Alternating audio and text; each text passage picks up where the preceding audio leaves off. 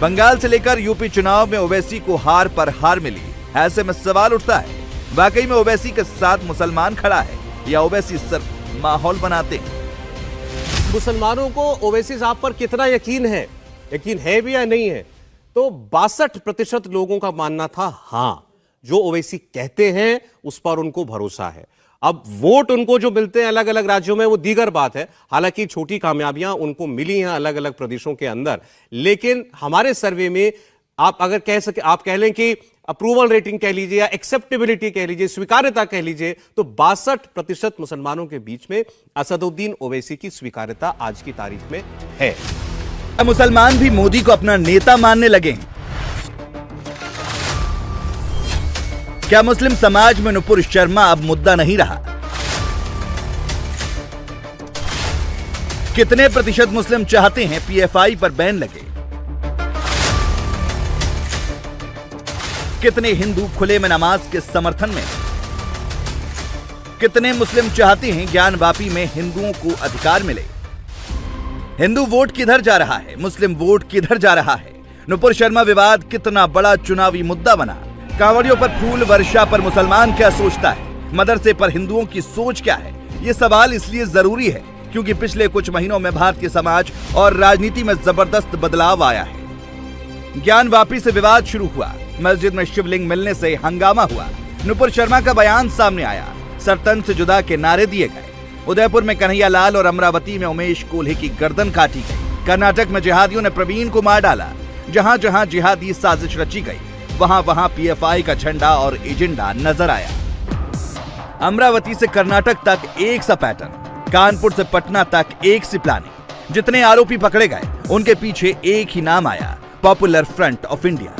उत्तर से दक्षिण तक पीएफआई पर बैन की मांग तेज जबरदस्त, लेकिन पीएफआई के लोग अलग ही टेप रिकॉर्डर बजा रहे हैं। अभी का सिचुएशन जैसा है, आप उसमें पॉपुलर फ्रंट को हर आदमी मुजरिम बनाना चाहता है। Why don't you use the लफ्ज ऑफ सस्पेक्टेड? एक्यूज्ड है। Let the process of judiciary take on, उनको करने दीजिए काम। आरएसएस कोई कंस्ट्रक्टिव ऑर्गेनाइजेशन नहीं है इस मुल्क की, जहां तक मेरी नॉलेज है। ऐसा कोई काम बताइए आप जो उन्होंने किया हो इस मुल्क के नौजवानों के लिए, इस मुल्क के लिए, इस मुल्क की औरतों के लिए, बच्चों के लिए। Government is not the nation. You have to identify two things, government is the different things and nation is the different things. हमारे नेशनल जनरल सेक्रेटरी ने बताया है कि वो दोनों लोग जो पकड़े गए हैं वो पॉपुलर फ्रंट ऑफ इंडिया के मेंबर नहीं हैं, जिनका फुलवारी शरीफ से आप कह रहे हैं। बाकी डिटेल हमारे पास नहीं है। जब अजीत डोवल के साथ ऐसे धर्मगुरुओं की बैठक होती है तो मुद्दा बहुत बड़ा होता है। जब राष्ट्रीय सुरक्षा सलाहकार से धर्मगुरु मिले तो उन्होंने भी पीएफआई पर बैन लगाने की मांग की। पिछले 2 साल से हम पीएफआई पे बैन लगाने की बात कर रहे हैं, पिछले 2 साल से। और हम गृह मंत्री से, अजीत डोवाल साहब से फिर एक बार इस कॉन्फ्रेंस के जरिए भी हम ये कह रहे हैं कि इमीडिएटली पीएफआई पर बैन लगाए, क्योंकि पीएफआई की गतिविधियों से गवर्नमेंट को तकलीफ हो रही है, प्रशासन को तो तकलीफ हो रही है, लेकिन मुसलमान भी शर्मिंदा हो रहा है उनकी तरफ से। मुसलमान अपने आप में गिल्टी फील कर रहा है। वो लोग जो काम कर रहे हैं ये इस्लाम के खिलाफ है, ये इस्लाम के रास्ते पर नहीं है। कैमरे पर मौलाना पीएफआई पर बैन की बात कर रहे हैं, लेकिन जब कैमरा बंद होता है तो आम मुस्लिम क्या सोचता है? पीएफआई को लेकर आम मुस्लिम की राय क्या है? सर्वे क्या कहता है? ये जरूर देखना चाहिए। पीएफआई संस्था पर बैन लगना चाहिए।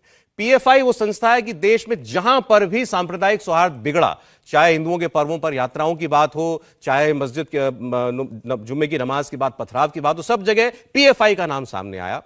हिंदू समाज से जब हमने सवाल पूछा तो 54% लोगों ने कहा हां ये बैन लगना चाहिए, 28% लोगों ने कहा नहीं, और इस पर 18% हिंदू समाज के लोगों की कोई राय नहीं थी। लेकिन बहुतायत में हिंदू समाज के लोग चाहते हैं कि यह संस्था जो है इस पर बैन लगना चाहिए। पूछा गया तो उन्होंने क्या जवाब दिया ये आपके सामने है, लेकिन अब जब मुसलमानों से ये सवाल पूछा गया तो उनका क्या जवाब था वो भी हम आपके सामने रख रहे हैं। 19% मुसलमान ऐसे थे जिनका ये कहना है कि जी हां पीएफआई पर बैन लगना चाहिए, पीएफआई की जो गतिविधि है उसको देखकर उस पर बैन लगना चाहिए। वहीं 67% मुसलमान ऐसे रहे जिनका ये कहना था कि बैन नहीं लगना चाहिए, वो इसके पक्ष में नहीं है, उनका ये कहना है कि बैन नहीं लगना चाहिए। जबकि 14% ऐसे मुसलमान समाज के लोग हैं जो जो ये कह रहे हैं कि हमें पता नहीं है, यानी उनकी कोई राय नहीं है पीएफआई पर। नुपुर शर्मा के साथ संत समाज खड़ा है। ऐसे में नुपुर शर्मा पर जो सर्वे बताता है वो भी आपको जरूर देखना चाहिए। आपके सामने मैं सवाल रखने जा रहा हूं जो हमने अपने सर्वे में लोगों से पूछा कि क्या वाकई नुपुर शर्मा का बयान इतना बड़ा मुद्दा है।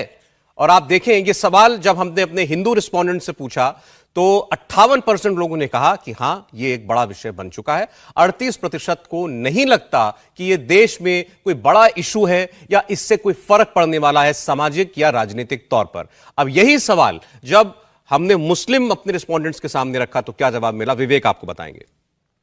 बिल्कुल सौरभ, यही सवाल हमने जब पूछा मुसलमानों से क्या नुपुर शर्मा बड़ा मुद्दा है, 78% लोगों ने यह माना कि हाँ एक बहुत बड़ा मुद्दा है और उस पर हम बात कर रहे हैं। 14% लोगों ने कहा नहीं ये कोई बड़ा मुद्दा नहीं है। ये मुसलमानों की राय हम आपको बता रहे हैं, जबकि 8% मुसलमानों ने कहा कि पता नहीं, वो उन्होंने न्यूट्रल स्टैंड लिया। लेकिन हां में जवाब देने वालों का प्रतिशत सौरभ 78% है, यानी कि बहुत बड़ी मेजॉरिटी है मुसलमानों की जो नुपुर शर्मा को अपना मुद्दा मानते हैं। जाओ बिल्कुल साफ दिखाई भी दे रहा है 58 और 78 का अंतर।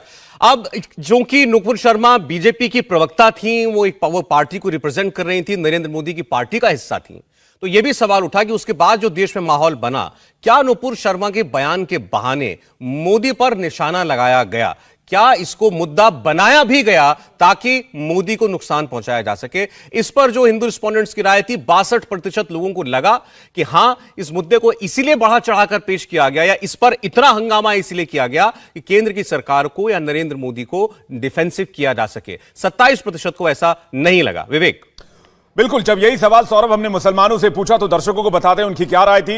ये आंकड़े दरअसल चौंकाने वाले हैं जो अब हम आपके दर्शकों के सामने रख रहे हैं। ये देखिए 44% मुसलमानों ने यह माना कि हां नुपुर शर्मा के बहाने मोदी पर निशाना है, जबकि नहीं कहने वालों की तादाद 32% है, जो 44% के मुकाबले 12% कम है। और पता नहीं यानी कि न्यूट्रल जवाब दिया है 14% मुसलमानों ने। यानी मुसलमानों का एक बड़ा तबका यह मानता है कि नुपुर शर्मा के बहाने मोदी को घेरने की कवायद की जा रही थी, नरेंद्र मोदी सरकार पर निशाना साधा जा रहा था।